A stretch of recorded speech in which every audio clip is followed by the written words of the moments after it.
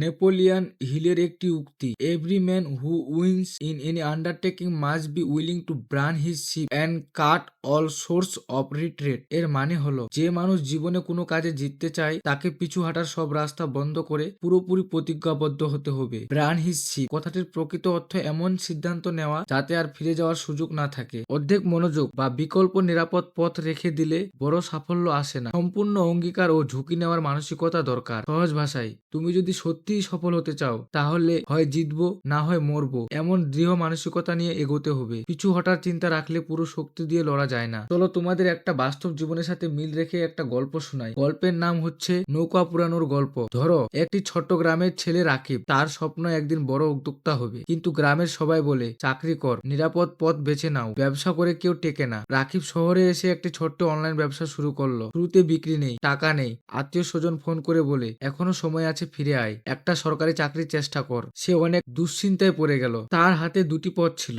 এক ব্যবসা চালিয়ে যাওয়া, ঝুঁকি আছে, অনিশ্চয়তা, কষ্ট, আর দ্বিতীয়টি হলো নিরাপদ চাকরির প্রস্তুতি নেওয়া, পিছু হটানোর রাস্তা খোলা রাখা। সে বুঝলো, যতদিন চাকরির ফর্ম ভরার অপশন খোলা রাখবে ততদিন পুরো মন দিয়ে ব্যবসায় ঝাঁপাতে পারবে না, কারণ কঠিন সময় এলে মাথায় আসবে, থাক বাদ দেই, অন্য রাস্তা তো আছেই। তখন সে একটা কঠিন সিদ্ধান্ত নিল। সে চাকরির কোচিং ছেড়ে দিল, ফর্ম ভরা বন্ধ করলো, এমনকি গ্রামে ফিরে যাওয়ার টিকিটও কেটে রাখলো না। বন্ধুদের বলল, আমি সফল হবই, পেছনে ফেরানোর কোনো রাস্তা নেই। এটাই ছিল তার নৌকা পুরানো। এরপর কি হলো? প্রথম 6 মাস ভীষণ কষ্ট, কখনো বাড়ি ভাড়ার টাকা নেই, কখনো খাবার জোটে কষ্টে, কিন্তু একটা জিনিস ছিল, পালানোর কোনো রাস্তা নেই। এই চাপই তাকে বদলে দিল। সে নতুন মার্কেটিং শিখলো, গ্রাহকদের সাথে সরাসরি কথা বলল, ভুল থেকে শিক্ষা নিল। 1 বছর পর ব্যবসা ধীরে ধীরে দাঁড়াতে শুরু করলো। 3 বছর পর সে নিজেই 5 জনকে চাকরি দিল। কথাটির আসল শক্তি কোথায়? যখন পিছনে ফেরার রাস্তা থাকে, মানুষ পুরো শক্তি দিয়ে লড়ে না, কিন্তু যখন জানে ফিরে যাওয়ার উপায় নেই, তখন মনের ভিতরে লুকোনো শক্তি বের হয়ে আসে। নৌকা পুরানো মানে বেপরোয়া হওয়া না, মানে হলো নিজের স্বপ্নের প্রতি অঙ্গীকার, যেখানে সন্দেহের কোনো জায়গা নেই। শেষ কথা,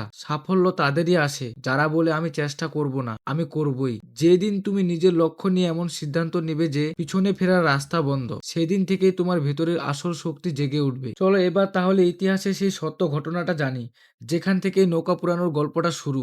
সাল 1519। স্পেনের আভিযাত্রী হার্নান কোর্তেস সৈন্য নিয়ে মেক্সিকো উপকূলে পৌঁছালো। তার লক্ষ্য ছিল শক্তিশালী অ্যাজটেক এম্পায়ার জয় করা, কিন্তু সমস্যা ছিল বড়।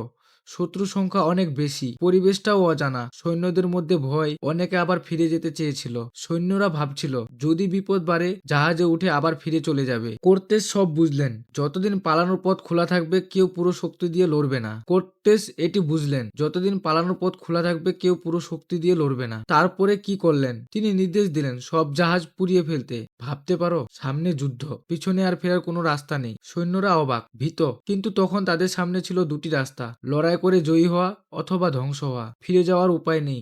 ফলাফল, তারা এমন শক্তি ও সাহস নিয়ে লড়ল যা তারা নিজেরাও জানতো না। অবশেষে তারা জয়ী হলো। এই গল্প আমাদের কি শেখায়? নৌকা পুরানো মানে নিজের স্বপ্নের প্রতি সম্পূর্ণ অঙ্গীকার, পিছু হটার চিন্তা বাদ, নিজেকে এমন অবস্থায় রাখা যেখানে সফল হওয়া ছাড়া কোনো উপায় নেই। যখন মানুষ জানে তার কাছে আর বিকল্প কিছু নেই, তখন তার ভিতরে ঘুমিয়ে থাকা শক্তি জেগে ওঠে। আচ্ছা, এবার নিজের জীবনের সাথে মিলাও। তুমি যদি ব্যবসা শুরু করো আর মনে মনে ভাবো, না হলে অন্য কিছু করব, তাহলে কঠিন সময়ে ভেঙে যাবে। কিন্তু যদি বলো, এটা আমার পথ, এটাই আমার যুদ্ধ, তাহলে তোমার মন, মস্তিষ্ক, শক্তি সব এক জায়গায় কাজ করবে। শেষ কথা, সফল মানুষেরা ভাগ্যের জোরে যেতে না, তারা সিদ্ধান্তের জোরে যেতে। তুমি যদি নিজের লক্ষ্য নিয়ে এমন সিদ্ধান্ত নেবে পিছনে আর ফেরার রাস্তা নেই, সেদিন থেকেই তোমার জীবনের আসল পরিবর্তন শুরু হবে। বন্ধুরা, আজ আমি তোমাদের একটা প্রশ্ন করতে চাই, তোমরা কি সত্যিই জিততে চাও, নাকি শুধু চেষ্টা করতে চাও? চেষ্টা আর জয়ের মধ্যে পার্থক্য আছে। চেষ্টা মানে পিছনের একটা দরজা খোলা রাখা, জয় মানে সব দরজা বন্ধ করে সামনে এগিয়ে যাওয়া। গল্পটা মনে আছে তো? 1519 সাল, হান্নান কোর্তেস তার সৈন্যদের নিয়ে পৌঁছালো এক নতুন ভূখণ্ডে, অ্যাজটেক এম্পায়ারের দেশে। সামনে অজানা শক্তিশালী শত্রু, পিছনে সমুদ্র, আর তীরে বাঁধা অনেক জাহাজ। সৈন্যরা ফিসফিস করে বলছিল, যদি যুদ্ধ কঠিন হয় আমরা ফিরে যাব। কোর্তেস বুঝলেন, যতক্ষণ পর্যন্ত পালানোর রাস্তা আছে ততক্ষণ পর্যন্ত মানুষ তার সম্পূর্ণ শক্তি ব্যবহার করবে না। তিনি এক সিদ্ধান্ত নিলেন, জাহাজগুলো পুড়িয়ে ফেলো। আগুন জ্বলে উঠল, ধোঁয়া উঠল আকাশে। সৈন্যদের চোখে ভয়, বিষময়, শূন্যতা, কিন্তু সেই মুহূর্তে জন্ম নিল এক নতুন শক্তি। কারণ তখন আর ফিরে যাওয়ার কোনো উপায় ছিল না, ছিল শুধু সামনে এগোনোর পথ, এবং তারা জিতেছিল। আজকের প্রশ্ন তোমার জন্য, তোমার জীবনে সেই জাহাজ কোনটা? সেই নিরাপদ অজুহাত, সেই বিকল্প পথ যেটা ধরে তুমি স্বপ্ন ছেড়ে দাও, সেই ভয় যেটা বলে না পারলে কি হবে। তুমি যদি প্রতিদিন নিজের স্বপ্নকে অর্ধেক মন দিয়ে ভালোবাসো, তাহলে স্বপ্নও তোমাকে অর্ধেক ফল দেবে। কিন্তু যেদিন তুমি বলবে আমি আর পিছনে ফিরবো না, আমি আর অজুহাত দেব না, আমি করবই, সেই দিন তোমার ভিতরে মানুষটা বদলে যাবে।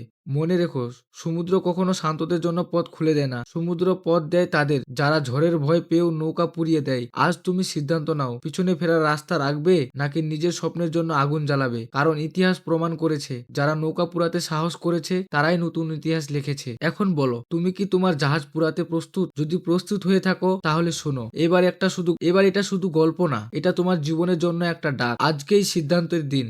তুমি হ্যাঁ বলেছ, কিন্তু মনে রেখো, মুখের হ্যাঁ জীবন বদলায় না, হৃদয়ের হ্যাঁ জীবন বদলায়। ভাবো, আজ থেকে 1 বছর পর তুমি কোথায় থাকতে চাও? একই অজুহাত নিয়ে নাকি নতুন উচ্চতায় দাঁড়িয়ে? সত্যিটা হলো, আমরা হারি প্রতিভার অভাবে না, আমরা হারি দ্বিধার কারণে। যতদিন তুমি ভাববে না পারলে অন্য কিছু করব, ততদিন তোমার ভিতরে আগুন পুরোপুরি জ্বলবে না। কিন্তু যেদিন তুমি নিজের কাছে শপথ নেবে আমি আর পিছনে ফিরবো না, আমি আর নিজের স্বপ্নকে অর্ধেক ভালোবাসবো না, সেই দিন তুমি বদলে যাবে। আজ একটা কাজ করো, তোমার জীবনের একটা লক্ষ্য বেছে নাও, একটা, শুধু একটা। তারপর নিজেকে জিজ্ঞাসা করো, আমি কি এর জন্য সত্যি সবকিছু দিতে প্রস্তুত? যদি উত্তর হয় হ্যাঁ, তাহলে আজকে থেকে তোমার নৌকা পুড়িয়ে দাও, অজুহাত পুড়িয়ে দাও, আলসেমিকে পুড়িয়ে দাও, ভয়কে পুড়িয়ে দাও, অন্যের সন্দেহ পুড়িয়ে দাও। কারণ সাফল্য তাদেরই আসে যারা অর্ধেক চেষ্টা করে না। আজ তোমার জীবনের একটা নতুন অধ্যায় শুরু হতে পারে। প্রশ্ন একটাই, তুমি কি সত্যিই জিততে প্রস্তুত নাকি নতুন চেষ্টা করতে? যদি জিততে প্রস্তুত হয়ে থাকো তাহলে শুনো, আজ থেকে তুমি আর সাধারণ কেউ নও, কারণ তুমি চেষ্টা না, জিতাটাকে বেছে নিয়েছো। তুমি যদি জিততে চাও তাহলে এই 5টি শপথ নিজের মনের ভিতরে গিথে নাও। নাম্বার 1, আমি অজুহাত দেব না। আজ থেকে সময় নেই, পরিস্থিতি খারাপ, লোকজন সাপোর্ট দেয় না, এসব কথা তোমার অভিধানে থাকবে না। নাম্বার 2, আমি প্রতিদিন ছোট জয় তৈরি করব, বড় জয় একদিনে আসে না, প্রতিদিনের শৃঙ্খলা মিলেই বড় সাফল্য বানাই। আমি ব্যর্থতাকে অপমান নয়, শিক্ষা ভাববো। 3, আমি ব্যর্থতাকে অপমান নয়, শিক্ষা ভাববো। হারলে থামবো না,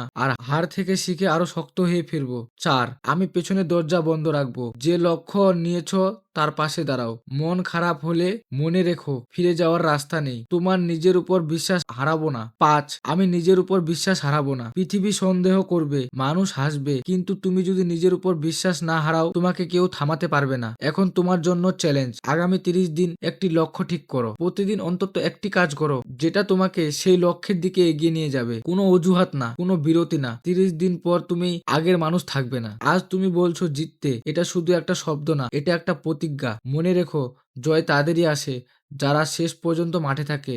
এখন বলো, তোমার লক্ষ্য কি? আমি তোমাকে সেই জয়ের মতো করে সাজিয়ে দিতে সাহায্য করব। কমেন্ট বক্সে অবশ্যই জানিয়ে যাও।